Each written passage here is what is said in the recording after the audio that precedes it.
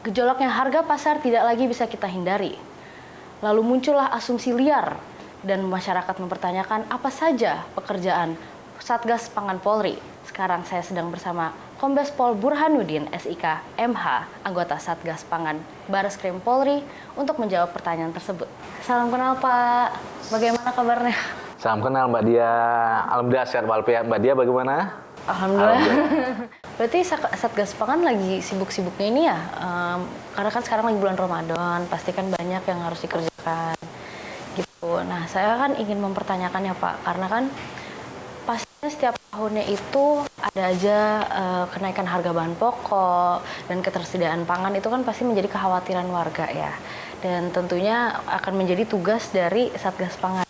Nah, mau tanya Pak, tugasnya Satgas Pangan itu apa aja ya Pak? Ya, jadi gini Mbak Dia, ini pertanyaan yang cukup menarik karena saya yakin tidak semua masyarakat memahami dan mengetahui ya Satgas Pangan itu apa dan tugas pokoknya apa. Satgas Pangan itu adalah satuan pelaksana tugas yang dibentuk oleh Kapolri, dalam hal ini dikendalikan oleh Bapak Kabareskrim dan diketuai oleh Bapak Direktur Tindak Pidana Khusus Bareskrim Polri. Dan Satgas Pangan ini tidak saja ada di Mabes Polri, Mbak Dia, tetapi ada juga di tingkat Polda dan juga sampai dengan di tingkat Polres, bahkan sampai ke Polsek jajaran. Adapun yang menjadi tugas daripada Satgas Pangan selama ini, yang pertama adalah memberikan petunjuk arahan kepada jajaran, terutama terkait dengan ketersediaan dan kestabilan harga. Kemudian selanjutnya melakukan pengecekan ke produsen, seperti melakukan pengecekan langsung di produsen yang memproduksi bahan pokok penting dan di gudang-gudang penyimpanan. Kemudian selanjutnya melaksanakan pengecekan ke pasar tradisional maupun ke retail modern, kemudian bekerja sama dengan stakeholder terkait seperti dengan kementerian lembaga untuk memastikan produk pangan yang dikonsumsi oleh masyarakat itu aman. Kemudian tugas selanjutnya atau kegiatan selanjutnya memonitoring di tingkat hulu, memastikan lahan pertanian contohnya dan relasi penyerapan sesuai yang diharapkan. Kemudian tugas yang terakhir ini adalah melaksanakan penegakan hukum. Penegakan hukum itu dilaksanakan merupakan upaya terakhir atau ultimum remedium, gitu Mbak Dia. Karena petani lokal kita belum bisa memaksimalkan memenuhi kebutuhan dalam negeri, sehingga pemerintah mengambil kebijakan untuk melaksanakan impor. Nah kan kalau misalnya di pasar gitu kan Pak, jualan gitu kan disidak pastinya kan deg-degan ya Pak. Iya.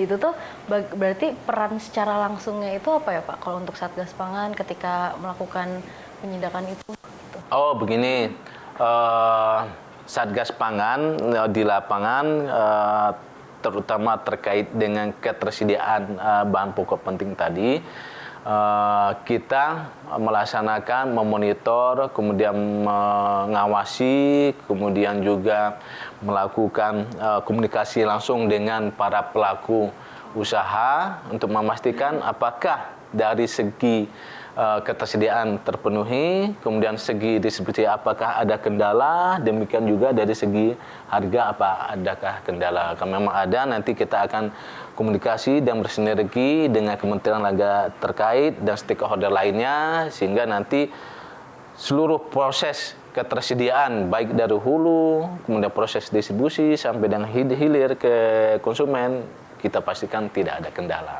Dari semenjak menjelang bulan puasa nih Pak, sampai sekarang saat ini nih apa aja yang udah dilakukan oleh Satgas Pangan?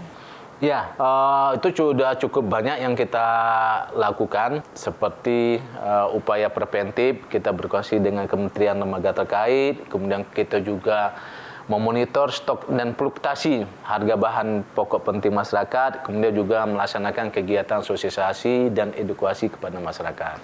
Kemudian upaya-upaya preventif, kita melakukan pengecekan ketersediaan bahan pokok penting, baik di gudang, di retail, kemudian di pasar tradisional maupun di tempat yang lain. Kemudian juga melaksanakan pengawasan ke wilayah-wilayah dengan kementerian lembaga terkait, kemudian juga memastikan kelancaran jalur lintas bahan pokok ini. Kemudian upaya terakhir tadi kita juga melaksanakan upaya penegakan hukum. Contoh beberapa kasus terkait dengan minyak kita kemarin beberapa hari yang lalu Satgas Pangan kita juga menemukan beberapa penyelewengan ataupun tindak pidana terkait dengan minyak, dalam hal minyak kita. Segi contoh minyak tidak sesuai dengan volumenya, seharusnya 1 liter ternyata tidak sampai 1 liter. Berarti tahapan selanjutnya setelah udah ditemukan ya Pak, kan sudah ditemukan kesalahan yang dilakukan oleh para pedagang. Nah, tahap selanjutnya apa yang dilakukan oleh Satgas? Kita Satgas Pangan seperti yang saya sampaikan di awal tadi, salah satu tugasnya Satgas Pangan itu adalah melaksanakan penegakan hukum, dan penegakan hukum ini merupakan upaya terakhir. Tetapi kita terkait dengan pelaku utamanya ataupun produsennya, ya tentu kita akan menegakkan hukum secara tegas. Tetapi untuk pengecer, pedagang kecil, tidak kita lakukan penindakan.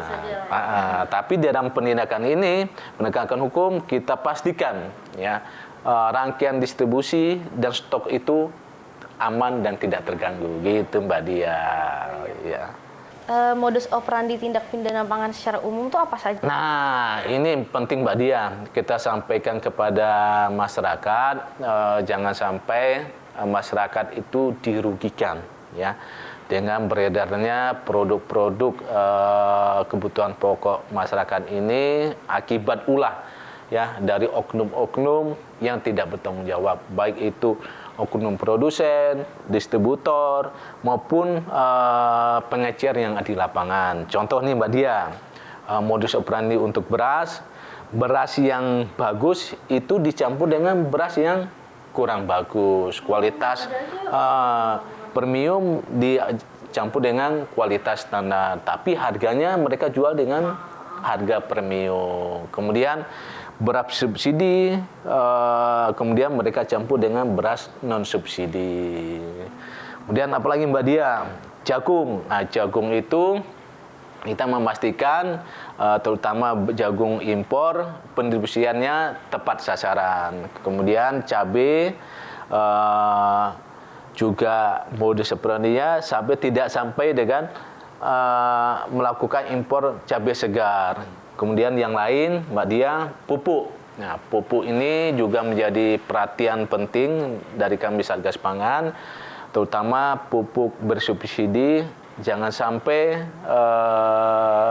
disalahgunakan. Disalahgunakan dalam arti tidak sampai kepada petani yang berhak, tetapi dijual kepada pihak-pihak yang lain. Kemudian yang sangat menarik sekarang Mbak Dia, seperti Mbak Dia sampaikan tadi, minyak kita itu modus operandinya pertama mereka mengedarkan tanpa izin BPOM, kemudian juga mereknya dipalsukan, kemudian volumenya juga mereka tidak sesuai, kemudian labelnya juga kadang-kadang tidak sesuai dengan kondisi daripada isinya itu sendiri. Kira-kira menjelang Lebaran biasanya dari tahun ke tahun gitu Pak, apakah apa yang perlu lebih diperhatikan dari keseluruhan menjaga bahan pokok?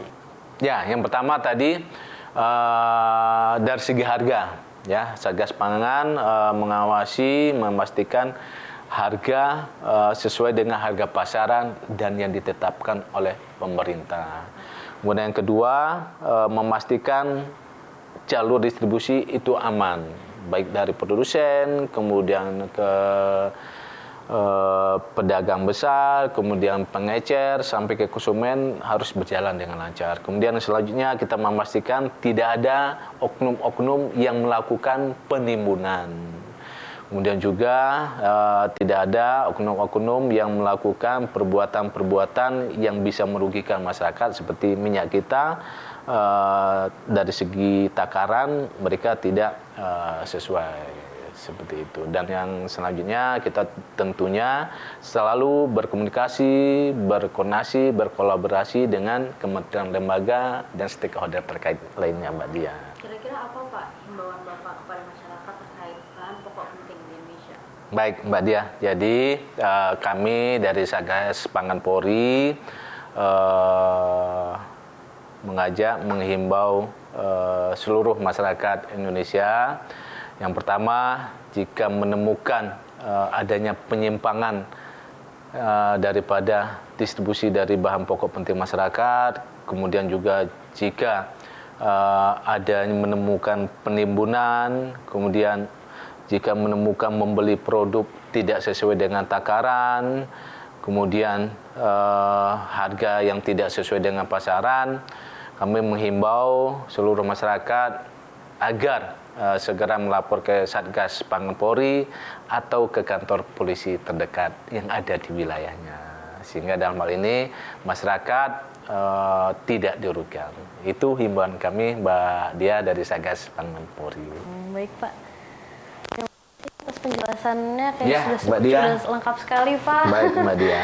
Semoga nanti bahan pokok aman sampai Lebaran ya Pak. Harapan kita semua, dan kita juga mengharapkan dukungan masyarakat jika menemukan, kemudian mendengar, melihat ada penyimpangan, penyelewengan terkait dengan bahan pokok penting, kami dari Satgas Pangan siap menampung dan siap melakukan upaya-upaya baik pengawasan, memonitor maupun melakukan penegakan hukum. Terima kasih Pak. Baik, Mbak Dia. Sehat selalu, Mbak Dia. Sehat selalu, Pak. Baik.